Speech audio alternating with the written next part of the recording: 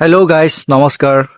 আচলতে বেংগলত হৈছে নো কি বহুত মানে এনেকুৱা বিভ্ৰান্তমূলক সৃষ্টি ঘটনা আমি দেখিবলৈ পাই আছো। মাৰপিট, ঘৰ জ্বলা, ৰাস্তা ঘাট মানে সেইবিলাক বহুত দেখিব পাৰি আছো।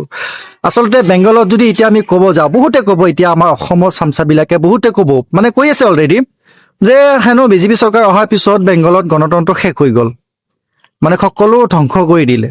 মানে এটা সুযোগ লাগে মাথো কথা ক'বলৈ যে যোৱা 15 বছৰ কালত যিটো মমতা বেনাৰ্জী তথা তৃণমূল কংগ্ৰেছ TMC সেইটো শাসন কৰি আছিল, তেতিয়া যিবোৰ ঘটনা ঘটি আছিল, তেতিয়া কি চকুত মানে এই কি কয় কলাপাতি বান্ধি আছিল নেকি? তেতিয়া মানে দেখা নাছিল গণতন্ত্ৰ ক'ত আছিল? তেতিয়া বিচাৰি যোৱা নাছিল যে গণতন্ত্ৰ ক'ত হেৰাইছে না আছে জীয়াই আছে? তেতিয়া ভবা নাছিল।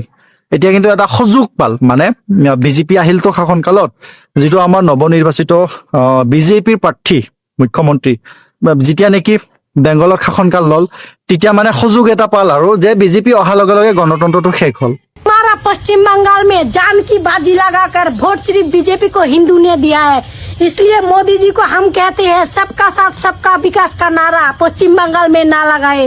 15 साल से जो हिंदुओं के ऊपर अत्याचार और बीजेपी को कार्यकर्ता को सबका मृत्यु हुआ है, उसका बदला चुन चुन के लिए ऐसे ही पश्चिम बंगाल के हिंदू खुश हो जाएंगे।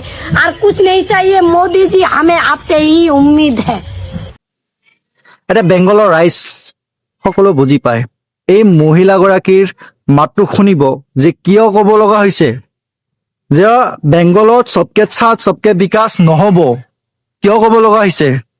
সেই ঘটনাবিলাক যদি আপোনালোকে নিজ চকুৰে পৰিদৰ্শন কৰিলে হয়, তেতিয়া হয়তো বুজি পালো হয় যে বেংগলত কি চলি আছিল। 15 বছৰ তাতে বিজেপি চৰকাৰ নাছিল। 15 বছৰ যেতিয়া নেকি বিজেপি চৰকাৰ নাছিল আৰু যেতিয়া ইলেকশ্যন আহে, ইলেকশ্যনৰ পিছত আকৌ যেতিয়া নেকি TMC জিকি যায়, তেতিয়া সেই বিজেপি কৰ্মীসকলৰ লগত কেনেকুৱা ধৰণৰ আচৰণ কৰিছিল, কি ঘটনা ঘটাইছিল মমতা বেনাৰ্জীয়ে, সেইবিলাক খবৰ জানো আপোনালোকে ৰাখিছে? আজি মানে আপোনালোকৰ চকুত পৰিল যে বিজেপি চৰকাৰ অহাৰ লগে লগে গণতন্ত্ৰ শেষ হৈ গ'ল। এই কথাবিলাক মানে ক'লে আমাৰ তাতো বহুত ক'বলগীয়া থাকে।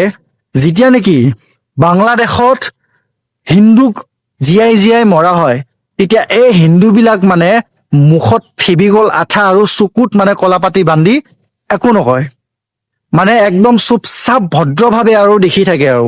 আৰু যেতিয়া নেকি এনেকুৱা ধৰক ইৰাণত যেতিয়া নেকি এনেকুৱা যুদ্ধ হয় বা কিবা কাৰণত আমাৰ ভাৰততে যেতিয়া মুছলমানৰ ক্ষেত্ৰত এনেকুৱা হয়, এই যে জয় বেংগলৰ কথাই ক'লো, যেনিবা মানে মাৰপিট কেতিয়াবা অলপমান সৰু সুৰাকে হ'ল, তেতিয়া মানে গণতন্ত্ৰ শেষ কৰি দিলে আৰু বিজেপিয়ে। তেতিয়া মাতবিলাক ওলায় আৰু মুখৰ পৰা মাতবিলাক ওলায়। আৰু যেতিয়া নেকি মাতিব লাগে নিজৰ ধৰ্মৰ বাবে, নিজৰ ৰাষ্ট্ৰৰ বাবে যেতিয়া নেকি মাতিব লাগে, তেতিয়া সেই মুখত ফেভিকল আঠাটো লগাই আৰু চকুত কলাপাতিটো লগাই মানে নিমাতি হৈ থাকে। গম পাইছে না ৰাইজ? কিন্তু এতিয়া খুব ওলাব। আৰু এটা কথা কি জানা, আমাৰ অসমত সেই যে ৰূপালী অসম বুলি ফেচবুকত মানে প্ৰায় আহি থাকে, মানে যেতিয়া নেকি কংগ্ৰেছৰ প্ৰচাৰ চলি আছিল ইলেকশ্যনৰ মানে যিটো ফলাফলৰ আগত, আৰু ৰূপালী অসমে মানে কংগ্ৰেছৰ হৈ বহুত প্ৰচাৰ চলাইছিল আৰু বিজেপিৰ বিষয়ে বহুত বেয়া বেয়াকে কৈছিল, বোলে অন্ধভক্তবিলাক মানে একো নাজানে, একো বিচাৰ নকৰি মানে বিজেপিক বিশ্বাস কৰে, অন্ধভক্ত বুলি কৈছিল। এই ইলেকশ্যনৰ যিটো ফলাফল, তাৰপিছত যিটো বিজেপি চৰকাৰ আহিলে, নিশ্চিতভাৱে যিটো ফলাফল প্ৰক্ৰিয়া গোটেই সম্পূৰ্ণ হ'ল, তাৰপিছত কোনোবা দুৰ্বৃত্তই সেই ৰূপালী অসম নামৰ ছোৱালীজনীৰ দোকান না কি, এইটো দোকান হয়, নিজৰ মানে ঘৰটো নহয়, আৰু সেইটো জ্বলাই দিলে। সুবিধা এটা পাই গ'ল যে সেইটো বিজেপিয়ে কৰিলে। বিজেপিৰ আকৌ মানে বিজেপিৰ আৰু বেলেগ কাম নাই, তাৰ মানে যে ৰূপালী অসমে মানে এনেকুৱা প্ৰচাৰ চলাইছিল কংগ্ৰেছৰ হৈ, তাৰ ঘৰটো জ্বলাব লাগে। বিজেপিৰ মানে একো আৰু কাম নাই। যোনে কৰিছে এইটো বেয়া কথা, সেই দুৰ্বৃত্তক ধৰিব লাগে। আমি নকওঁ যে কাৰোবাৰ ঘৰ জ্বলাই দিয়ক বা কাৰোবাৰ মানে ব্যৱসায় পাতি মানে নষ্ট কৰি দিয়ক, সেইটো আমি নকওঁ। কিন্তু বিজেপিক টাৰ্গেট কিয় কৰিলে ডাইৰেক্ট?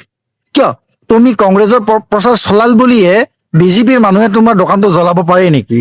আৰু যোনে তোমাৰ দোকানটো জ্বলাইছে সেইটো বিজেপিৰ কেতিয়াও মানে কৰ্মকৰ্তা হ'বই নোৱাৰে। সি এটা দুৰ্বৃত্ত, তাক বিচাৰ কৰক, তাক উলিয়াওক, তাক উচিত যিটো শাস্তি সেইটো প্ৰদান কৰক। আমি সেইটোৱে বিচাৰো।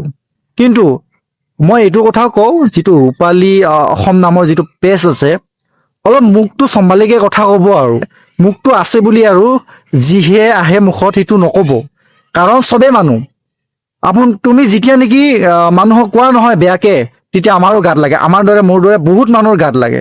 যেতিয়া নেকি অন্ধভক্ত বুলি কয়, আৰু যেতিয়া নেকি আমি কিবা এটা কথা কওঁ, মানে কংগ্ৰেছীৰ বিষয়ে যিটো কিবা এটা কথা কওঁ, তেতিয়াহ'লে আমি হৈ যাওঁ মানে বহুত বেয়া, বহুত বদনাম। আৰু তোমালোকে যেতিয়া কোৱা তাৰমানে সেইটো ভাল।